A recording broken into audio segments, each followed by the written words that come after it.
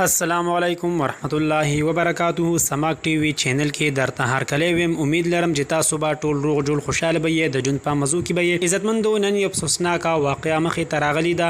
په ثوابه کې یو خستا ښکلی ځوان فضل رحیم ولدي امیر شاه چې خپل کور ته ماښام روان و، یو دوه پټمخي نامعلومه کسان په موټر سایکل باندې رالل او په تمانچه باندې ډیر بې دردۍ سره ویشتلو. دا پټمخي کسان څوک او د فضل رحیم څه ګناه کړې وه چې دومره بې دردۍ سره قتل کړو؟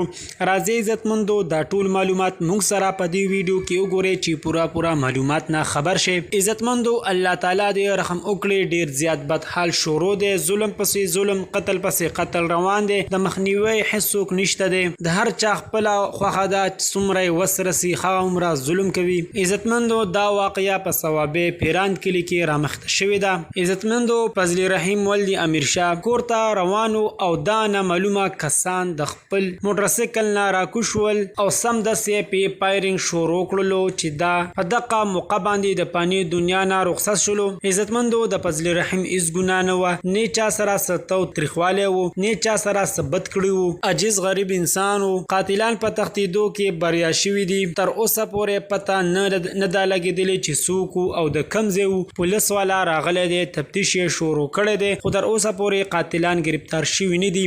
ځای په ځای پولیس والا ناقبندي لګولې ده، خو قاتلان پته نشته په کومه ډډه تللي دي. پلار غریب یې په سرو سترګو جاړي. حکومت نه مطالبه کوي چې دا قاتلان ظالمان موږ ته زر تر زره گرفتار کړي او سریعام پانسي ورکړي، ځکه چې دا یوه واقعه نشوه. بار دا یو واقع رانما کیږي او د تپوس هیڅوک نشته دی. دوستانو دا وه زموږ د وخت نیو معلوماتي ویډیو. د نورو نیو معلوماتي ویډیو دپاره زموږ د چینل مدر سره سبسکرایب کړئ. خواږه وساتلئ نشان وی چې رواني معلوماتي ویډیو تاسو ته په اسانۍ سره ملاویږي. والسلام.